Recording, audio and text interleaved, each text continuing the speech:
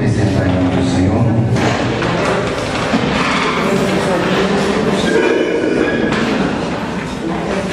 Graças a Deus que até aqui o Senhor tem nos ajudado, tem nos dado força para estarmos na sua santa e gloriosa presença, tem nos dado condição de estarmos juntos com os irmãos, adorando e exaltando o nome santo do Senhor. Hoje, nesse culto doutrinário, mais uma vez, irmãos, nós vamos abordar esse tema, a história da igreja cristã, no decorrer dos séculos, no decorrer dos tempos. Os irmãos fiquem bastante atentos àquilo que vai ser falado aqui, porque será de relevo espiritual para a tua alma, para a tua vida.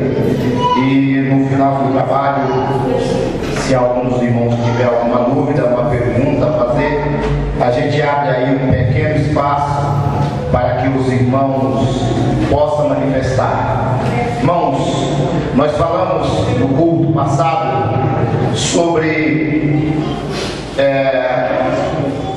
a Bíblia, a canonização da Bíblia Sagrada, das Escrituras, como que aconteceu, quais foram os métodos que se utilizou para que se canonizasse os livros que hoje nós conhecemos como os livros bíblicos, sabendo se ele era vindo da parte de Deus ou não, sabendo se esse livro seria sagrado ou não. Foram os homens que instituíram, foi uma forma de reação contra o gnosticismo e o marcionismo principalmente, que levou os chamados, como nós vamos abordar hoje, pais da igreja, a estarem sendo obrigados, forçados a canonizar aquilo que nós conhecemos hoje como Bíblia, que é a palavra de Deus. Pois bem, outra reação, irmãos, da igreja concernente ao marcionismo e às doutrinas heréticas que estavam acontecendo no segundo século, nós vamos estar abordando hoje. Foi lida aqui uma leitura sobre a igreja de Antioquia, e lá na igreja de Antioquia surgiram alguns profetas, como foi abordado, e esses profetas, entre eles estava Saulo, que se transformou em Paulo, e ao chegar em um determinado lugar, durante as suas viagens, ele encontrou com um cidadão chamado Bar Jesus.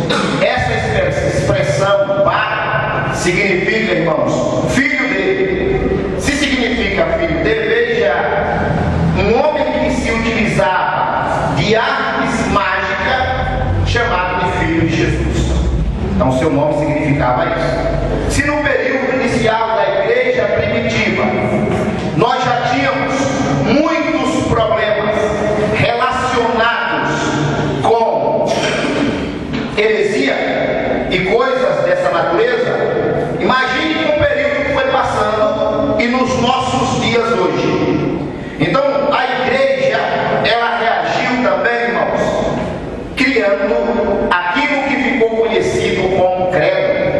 Lá, credo da igreja, que a igreja criou. Vamos entender, pode ser que você venha dizer, mas eu nunca nem ouvi falar que a igreja tinha criado credo. Não foram os apóstolos, não foram eles, não foi Paulo, não foi Pedro, não foi João, não foi Tiago, foram homens que vieram posteriormente e diante do perigo iminente que a igreja estava sofrendo, principalmente por causa de Marcion, eles criaram o credo. E o que é que dizia o credo? Coloquei ali. Outra forma da igreja responder os desafios do gnosticismo e do marcionismo foi a formulação do que hoje se chama de credo dos apóstolos, apesar dos apóstolos não terem criado. Deve esse nome, porque deve. Entretanto, eu coloquei ali, esses supostos credos dos apóstolos não foram criados e desenvolvidos pelos apóstolos. Esses se remontam para meados do século segundo ou no segundo século, quando houve toda essa formulação. Segundo Gonzales, que é um historiador, como eu já abordei para os irmãos, escreveu vários livros da história da igreja. Esse credo foi provavelmente criado em Roma, foi onde ele apareceu pela primeira vez, onde ele foi elaborado e veio a ser conhecido e professado pela igreja, principalmente a igreja católica, até os dias atuais. Mas que credo é esse? É o que nós vamos ver.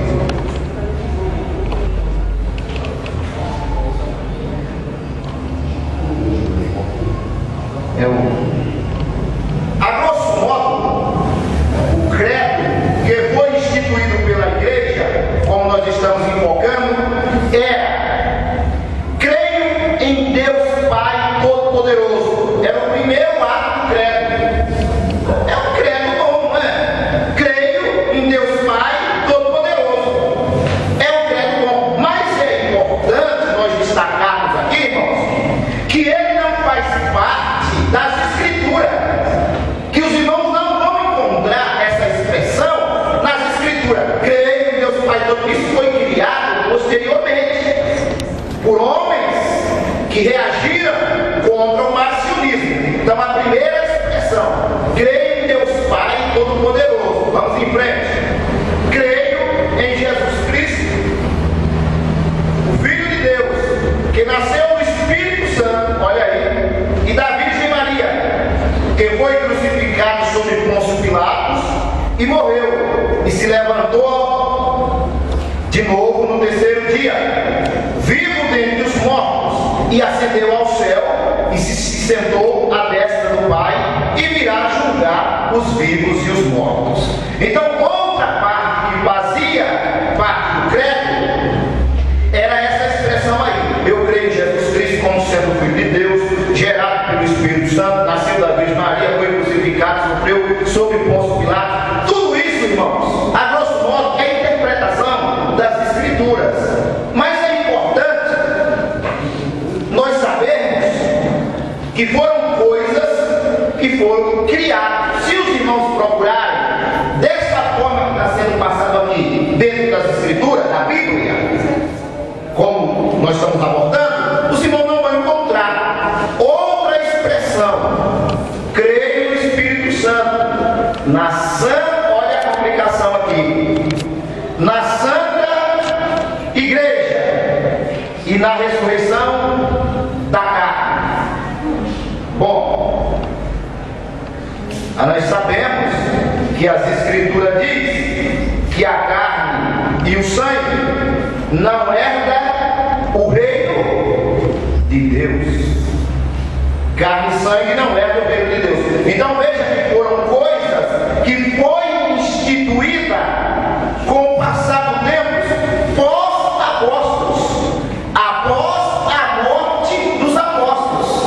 Foram instituídos essas coisas dentro da igreja como uma forma de reagir principalmente contra o marcionismo. Então isso, irmãos, são fatos importantes que nós devemos estar atentos no decorrer da história. Então a primeira reação foi a canonização da Bíblia. A segunda reação, a criação do credo. A terceira, a Igreja Católica Antiga. A Igreja Católica que veio após a Igreja Apostólica.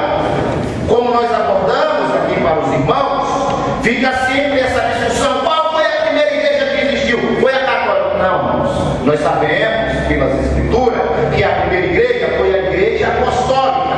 Foi a igreja dos dias dos apóstolos. Após a morte dos apóstolos, sendo o apóstolo João o último a morrer, a igreja torna-se católica já depois do segundo século. Já depois do segundo século, volta do ano 200 e alguma coisa. Tá? Então a igreja vai se tornar católica. O que quer dizer essa palavra?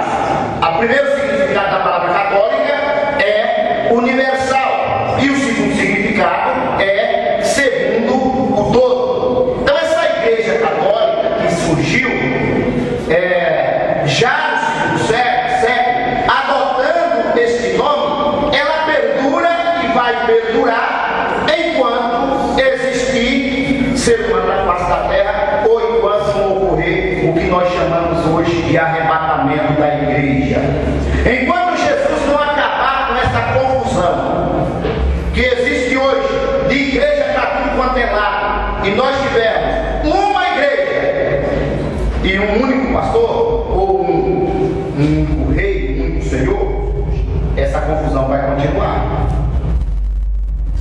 Nos dois sentidos, tanto no sentido católica quanto no sentido segundo todo, está lá, nos dois sentidos. Diante dos hereges, a igreja do segundo século começou a se dar o título de católica. A palavra católica quer dizer universal. Então, diante daqueles grupos que surgiam, gnosticismo, marcionismo, ebionitas, maniqueus, a igreja vai dizer: não, nós não somos simplesmente um grupinho, nós não somos uma seita, nós somos uma igreja universal, nós estamos em toda parte. A mensagem a ser transmitida era, em primeiro lugar, que se tratava de uma igreja universal de Jesus Cristo, diferenciando do gnosticismo, que era um pequeno grupo de seguidores, seguido em Roma ou Alexandria ou em outra parte qualquer. No caso, os líderes estavam transmitindo a mensagem de que eram seguidores de uma igreja universal. Em Roma, em Alexandria, em Antioquia, em Cartago e ainda além dos confins do Império, que nessa época era o Império Romano. Então a igreja, irmãos, desse segundo século, ela começou a se espalhar, a se expandir por outras cidades, por outras regiões, para outros lugares. E onde ela ia chegando, ela ia fundando, vamos chamar assim, de uma filial. E o bispo passava a tomar conta. Eles estavam dizendo: olha, a igreja que Cristo fundou, ela é universal. Ela não é esse grupinho de maniqueus, de marcionistas que tem por aí, não. Ela não faz parte apenas de um pequeno grupo, ela está em todos os lugares.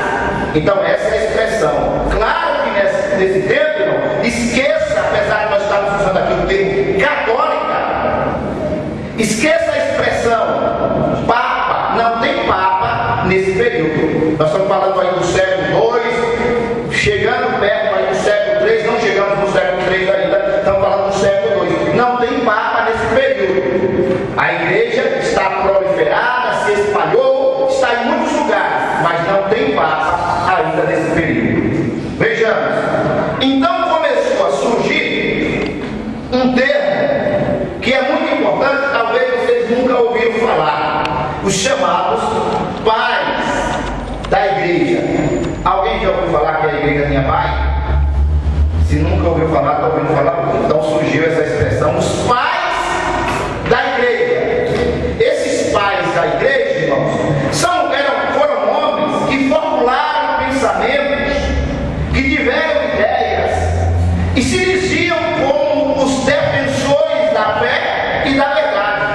Como nós vamos abordar aqui no decorrer desse culto, a ideia de cada um. Como nós vamos procurar perceber qual era ou qual foi a ideia de cada um. Então coloquei lá: o termo pai da igreja tem raízes muito profundas ao longo da história, no uso bíblico e da eclesiologia, a história da igreja. Por exemplo, o apóstolo Paulo fala de si mesmo como sendo um pai para a igreja de Corinto. Paulo fala disso, dando a ideia de que ele tinha sido fundador e construtor do ensino bíblico daquela igreja. Então, quando Paulo diz que ele se colocava na condição de pai para a igreja de Corinto, ele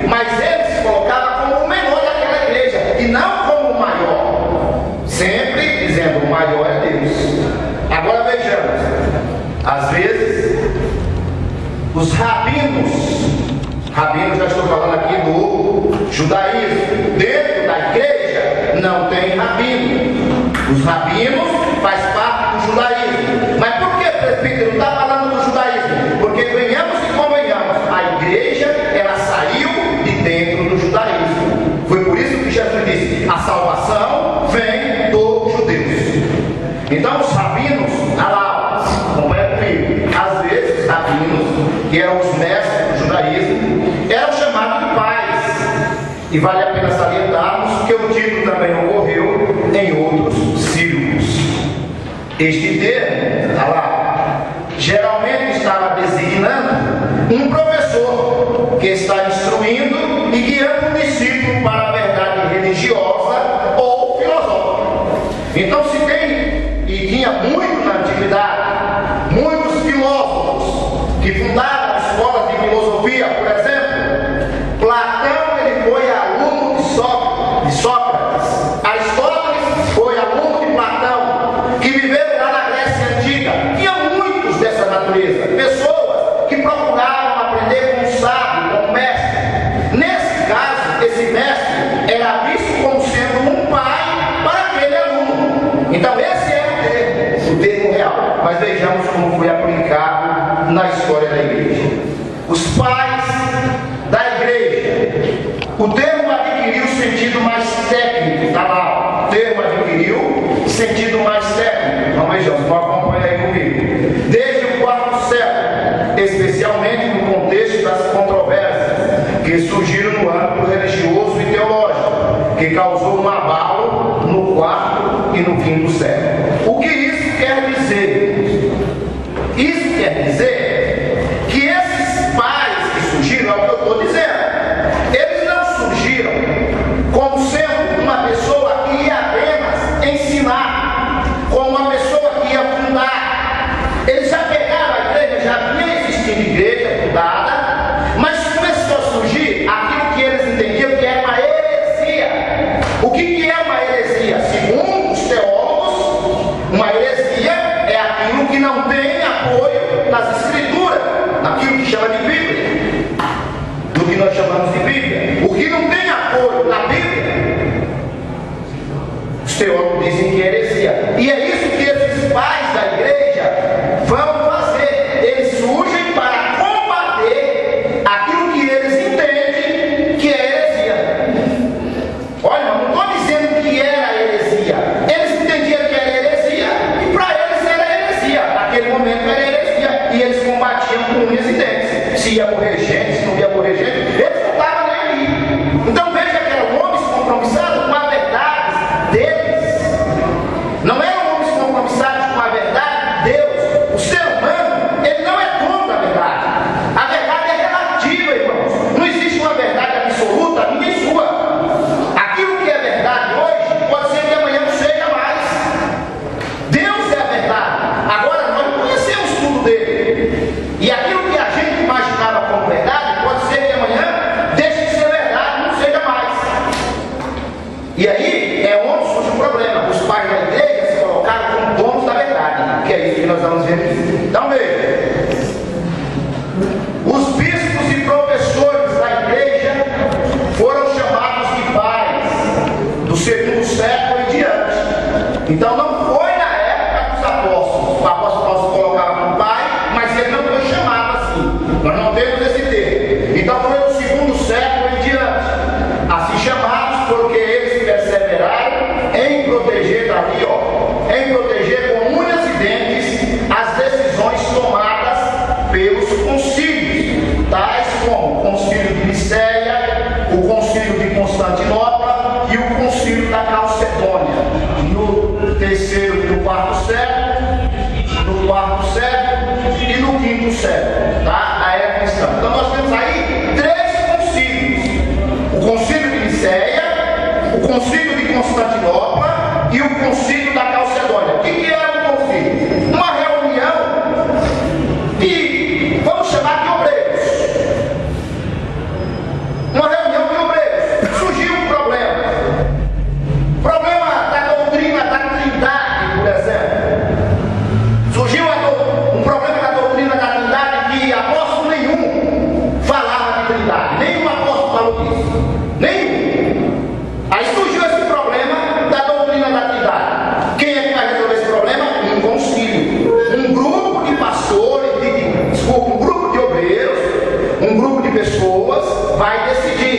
se utiliza o termo ou se não utiliza o termo. E aí, o que o concílio decidisse, isso seria defendido com unhas e dentes. É aquilo que eu estou dizendo. Nós não somos donos da verdade.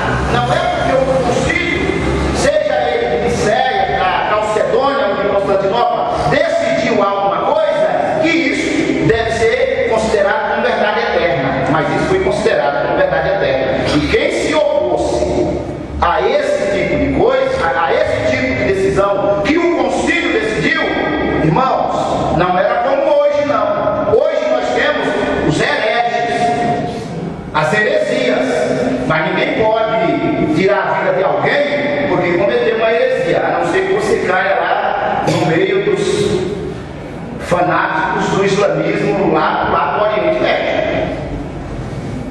Caso contrário, não. Então nós temos que tomar muito cuidado com isso. Então esses pais da igreja foram esses grupos, foram esses homens que passaram a defender com unhas e dentes as decisões tomadas pelos concílios. Veja lá, vai comigo. Eles receberam esse título de pais da igreja como sendo uma honra especial, digna de consideração, de terem preservado o ensino ortodoxo, que era tido como verdadeiro, durante o tempo de muitas lutas e perseguições e de grandes provações. Nós precisamos entender também que naquela época, a Bíblia, para adquirir uma Bíblia, não era coisa simples não, apesar dela já ter passado pelo processo de canonização, como nós já falamos, não era coisa simples não. Os maçoretas, para traduzir uma Bíblia ou copiar uma Bíblia, ele levava, irmãos, aí muito tempo. Imagine quanto tempo você leva hoje se você fosse pegar a Bíblia que você tem na sua mão aí e copiar ela, copiar com a caneta, não é com tinta não, com a caneta e no papel que você tem hoje. Você compra aí alguns cadernos e você vai copiar a Bíblia de Gênesis a Apocalipse. Quanto tempo você vai levar?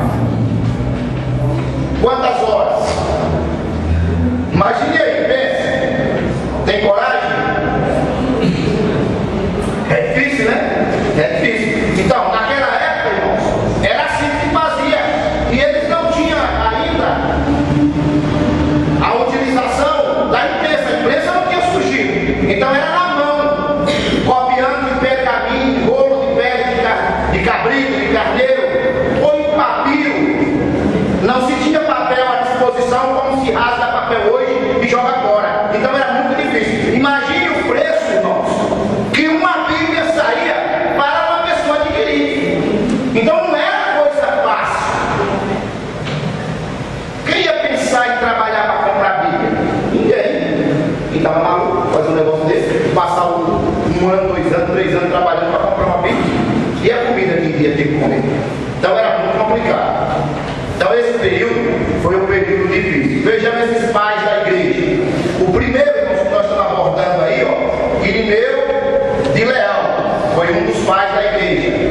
Essa imagem aqui é apenas um desenho, não é fotografia, até porque nessa época que está trabalhando, não tem fotografia. É um desenho para ilustrar aquilo que nós estamos falando, de acordo com a pesquisa que nós fizemos. Tá? Então, segundo Gonzales, nós vamos ouvir falar muito desse cara aí, desse historiador. Segundo Gonzales, Irineu era natural da Ásia Menor, provavelmente de Esmirna.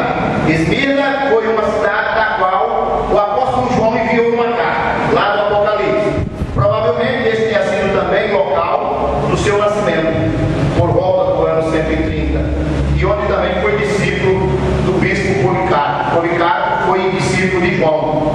Policarpo, ele andou com o apóstolo João, ele conviveu com o apóstolo João, aprendeu com o apóstolo João. Então se trabalha aqui no campo das possibilidades. Por quê? Porque você não tem documentos históricos que comprovem a veracidade disso 100%. Sabe-se que isso existiu, que esses homens existiram, que eles fizeram tal coisa, mas você não tem um documento que comprove a veracidade de 100% disso. Então se fala sempre no campo das possibilidades. Então nós vimos aí que a possibilidade dele ter sido de Esmirna, ter aprendido com alguém que aprendeu com o apóstolo João.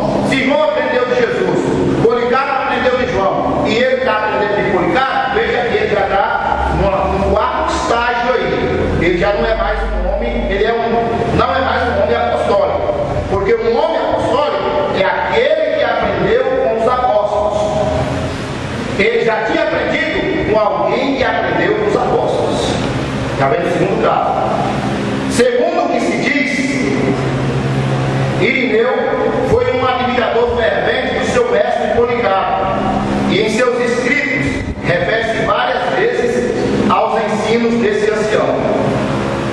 O presbítero, cujo nome não aparece nos seus relatos, entretanto, tudo indica que realmente se trata de Policarpo. Então, nos relatos desse Irineu de Leão, ele menciona um tal presbítero, apesar de não citar o nome, que está dizendo é isso aí. Então, a possibilidade dele estar se referindo a Policarpo, que foi seu mestre, como nós vimos aqui em alguns trabalhos que nós realizamos, morreu queimado. Né? Morreu queimado. Então, o primeiro pai da igreja que nós abordamos aí, Irineu de Leão. Vamos. Outro pai da igreja, Clemente de Alexandria. Eu utilizei muito a pesquisa do Gonzales. Então, segundo Gonzales, Clemente era natural de Atenas, lá da Grécia, a cidade grega que durante muito tempo foi famosa devido ao número de filósofos que lá surgiu, dando origem a um pensamento antropocêntrico que influenciou o Renascimento, principalmente na Itália durante o século XV da era cristã. Então vejam, irmãos, nós estamos falando de alguém que nasceu numa cidade de filósofos, de pensadores. O que eu estou querendo dizer com isso, irmãos, é que aquilo que a gente aprende lá no mundo, não no sentido de coisa errada, de pecado, mas de pensamento, de ideias, de filosofia, seja o que for, a gente acaba trazendo para a igreja. E há uma possibilidade do Clemente também ter trazido um pouquinho desse pensamento antropocêntrico. Surgiu onde o antropocentrismo? Ele surgiu na Grécia. O que significa essas palavras? Você vê essas palavras? Não é palavra nova, não. Isso é palavra velha e antiga, lá da antiguidade. Antropo significa homem. E centrismo, centro. Então os gregos, que eram acreditados em vários deuses, eles eram politeístas, eles também defendiam o antropocentrismo, que é um contraste ao teocentrismo. O que é o teocentrismo? O teocentrismo, a palavra teu é Deus, que é uma palavra grega que significa Deus, e a palavra antropo, que também é uma palavra grega, que vai significar homem. Então é homem no centro ou Deus no centro.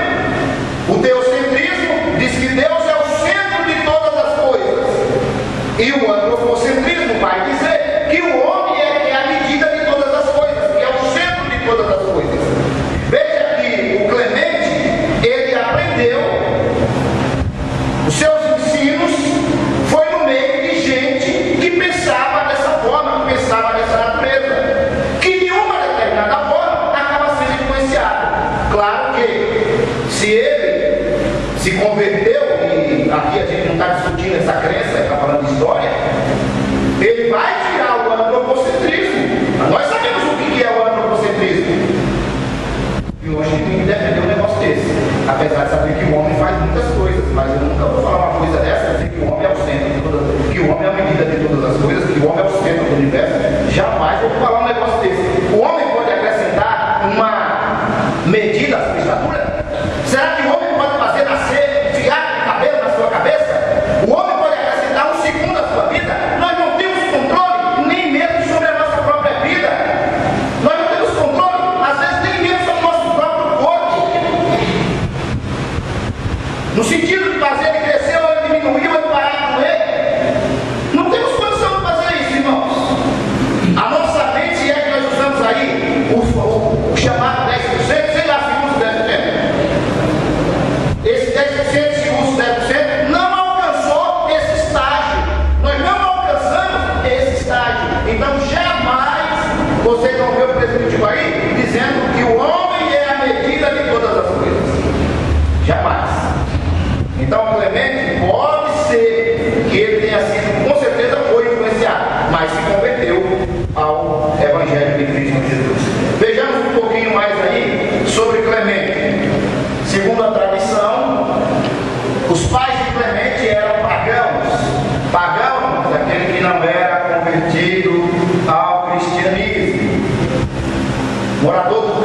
tinha dois significados da palavra pagão lá na antiguidade, porque hoje o pagão se associa a uma criança que não passou pelo batismo, principalmente lá na região do Nordeste. Seu filho, alguém pergunta, seu filho é pagão?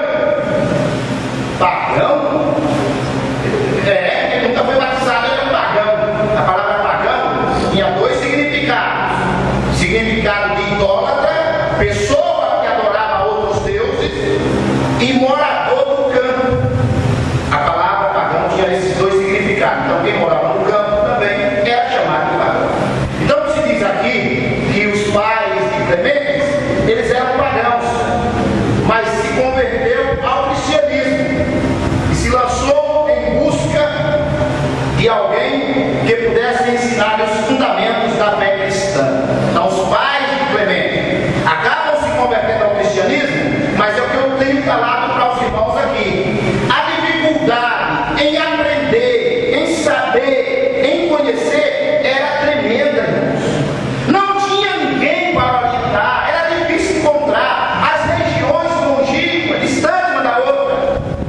Não tinha Bíblia na mão, como queria, algum livro espalhado, e nem sempre tinha fragmentos de livros. Então era difícil, a coisa era muito complicada. Hoje nós temos uma facilidade tremenda, temos a escritura nas mãos, temos a igreja próxima da nossa casa, temos alguém para nos orientar, para nós discutirmos, e às vezes rejeitamos.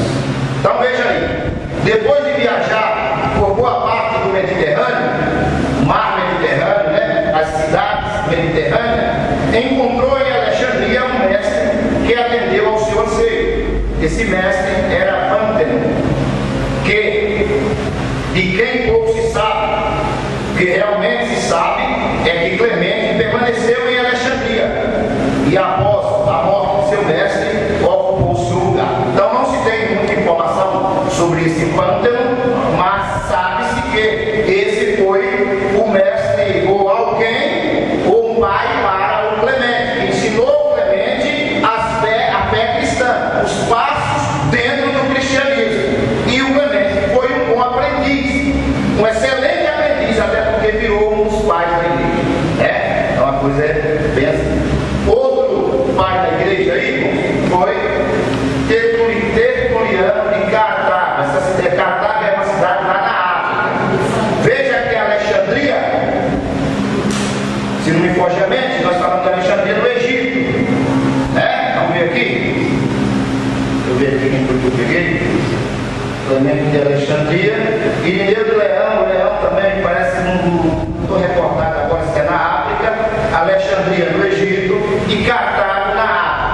Então veja aí, ó, Tertuliano de Cartago nasceu na cidade africana de Cartago por volta do ano 150, mas foi em Roma com aproximadamente 40 anos de idade que ele veio a converter-se ao cristianismo. Então ele veio ter contato com o cristianismo em Roma. Depois de algum tempo, voltou a Cartago, onde passou a dedicar-se a escrever em favor do cristianismo e, consequentemente, em favor de um corpo ortodoxo e contra os pagãos e os hereges. Corpo ortodoxo, quando se vê falar a palavra ortodoxo ou ortodoxia, está se falando daquilo que é correto. A palavra ortodoxo é aquilo que é certo, aquilo que é correto, aquilo que não é torto. Então, quando se vê falar a palavra ortodoxia, está falando daquilo que é correto, aquilo que é certo, que não é errado, não é torto. Veja que eles estavam dizendo que eles defendiam uma ortodoxia, defendiam aquilo que era correto. Mas sempre eu vou frisar essa palavra, no entendimento deles. Nós estamos falando de história, nós estamos dizendo que tinha um grupo de pessoas que se colocaram como os defensores da fé. Esse grupo de pessoas eram chamados pais da igreja. O que eles pregavam e diziam que era aquilo, era aquilo. E o que outras pessoas se opunham e diziam que era outra coisa, era considerado heresia. E aí tinha conflitos, além da perseguição, porque nesse período o Império Romano perseguia e perseguia muito a igreja. Além dessa perseguição externa, que era por parte do Império Romano,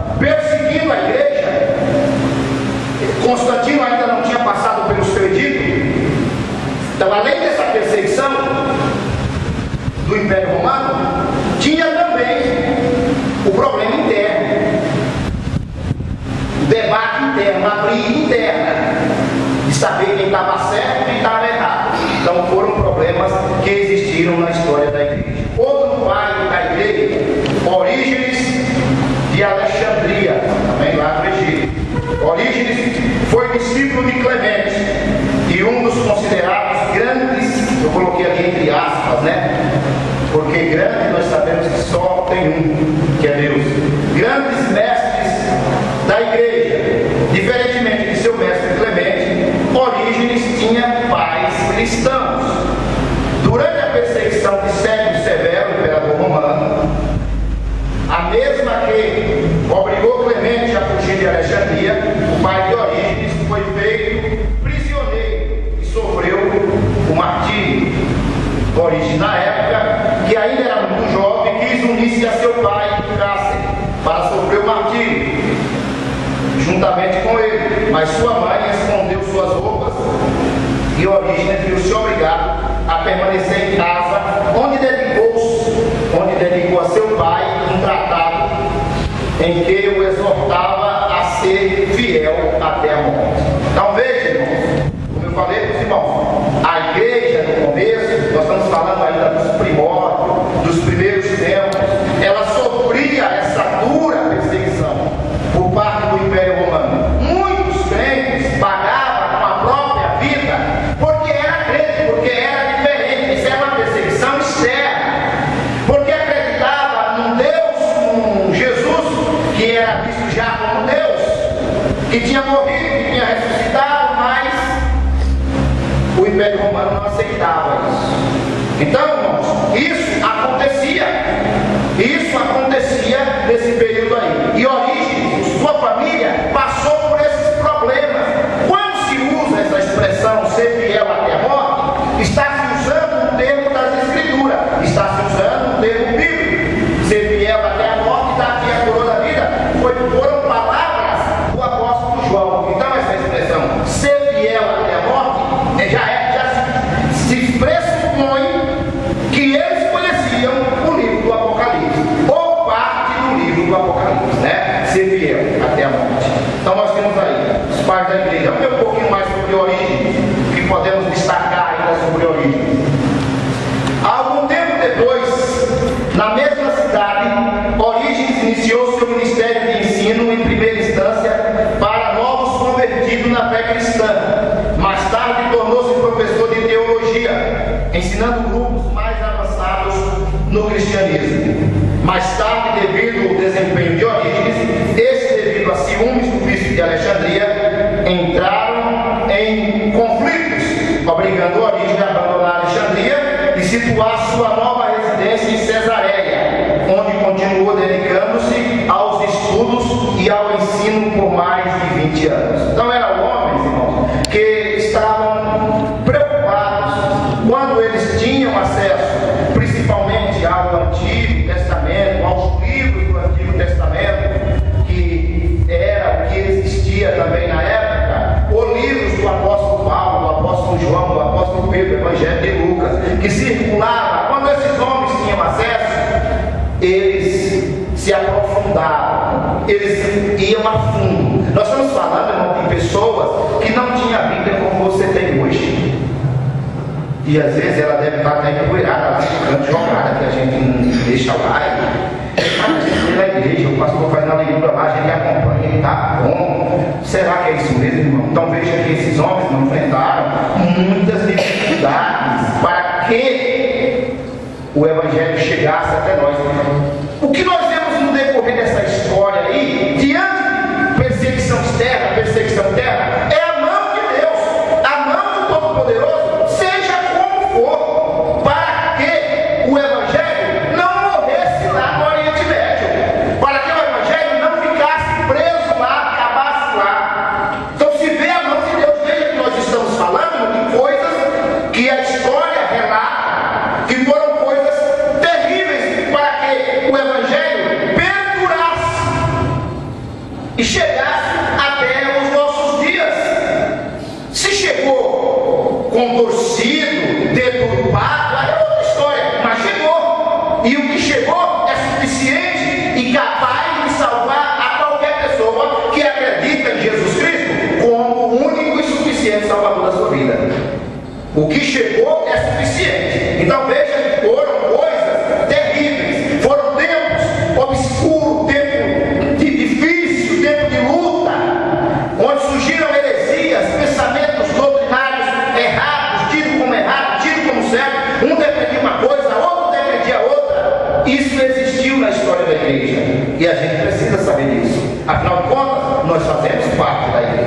vejamos um pouquinho mais. Esse período, irmãos, também foi chamado de Era Sombria. Era sombria. Sombra se diz que não tem luz, é o contraste da luz. A sombra, na escuridão, ela não vai me permitir enxergar bem. Você, se não tiver uma lanterna, na hora da escuridão, não vai enxergar bem, não, vai ficar com dificuldade. Então é a Era Sombria, justamente, porque ela tem poucos documentos que traz a luz daquilo que estamos discutindo aqui. Então essa Era Sombria, que vai lá do primeiro século, né? A última geração dos apóstolos, que vai lá do ano 68 até o ano 100, quando João morreu, é chamada de Era Sombria, em virtude das trevas da perseguição que caiu sobre a igreja, e também porque todos os períodos da história da igreja é o menos conhecido. Então esse primeiro aí, com a morte dos apóstolos, e vieram esses anos apostólicos, é o menos conhecido, porque não se tem muitos documentos, não se tem muita coisa escrita sobre eles, sobre o período. Então é o menos conhecido, e por ser o menos conhecido, vai lá do ano 68 ao ano 100, então nós estávamos lá falando dos pais da igreja, fizemos um retrocesso,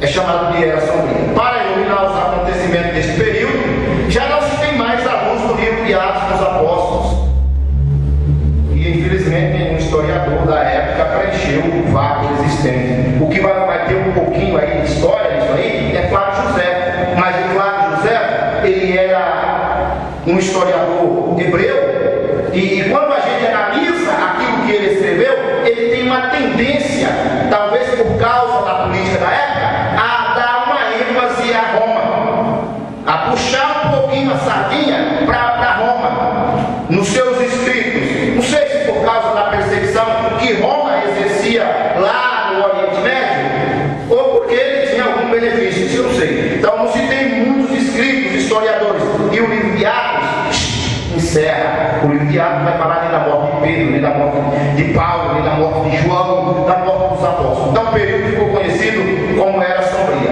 Após o desaparecimento dos apóstolos, durante um período de mais ou menos 50 anos, uma cortina pende sobre a igreja. Apesar dos esforços dos pesquisadores e escritores, eles fazem para observar através dessa cortina, nada se consegue ver. Então está dizendo que a dificuldade de se conhecer esse período que vem logo após o período de Atos dos Apóstolos é um período difícil. É um período, porque, irmãos, o cristianismo, nós temos que entender que ele não era visto como religião, ele era visto como seita. O cristianismo, nos seus primórdios, nas suas origens, ele era visto como uma seita, ele não era visto como uma religião. E isso fez com que muitos historiadores, pessoas da época, não relatassem isso, ou relatassem o cristianismo sempre com um ar de desprezo, de pessoas que estavam à margem da sociedade, de pessoas que, pobres de conhecimento. Era esse tipo de visão que se passava aos cristãos. Alguns historiadores que falam da história de Roma, da perseguição lá, os cristãos diziam que os cristãos eram pessoas sem deuses. Se eles eram sem Deus, por que falar deles? Finalmente, por volta do ano 120 depois de Cristo, nos registros elaborados pelos chamados pais da igreja, o que nós estamos relatando aí, deparamos com uma igreja em vários aspectos muito diferentes da igreja apostólica dos dias do apóstolo Pedro e dos dias do apóstolo Paulo.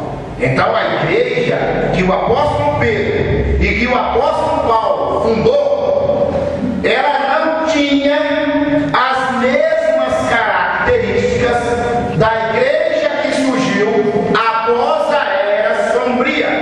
A igreja que vai surgir após a Era Sombria já é aquela igreja com o credo que nós falamos, que foi instituído, não foi por Paulo, não foi por Pedro, não foi por João e Tiago, mas por esses homens que estavam lutando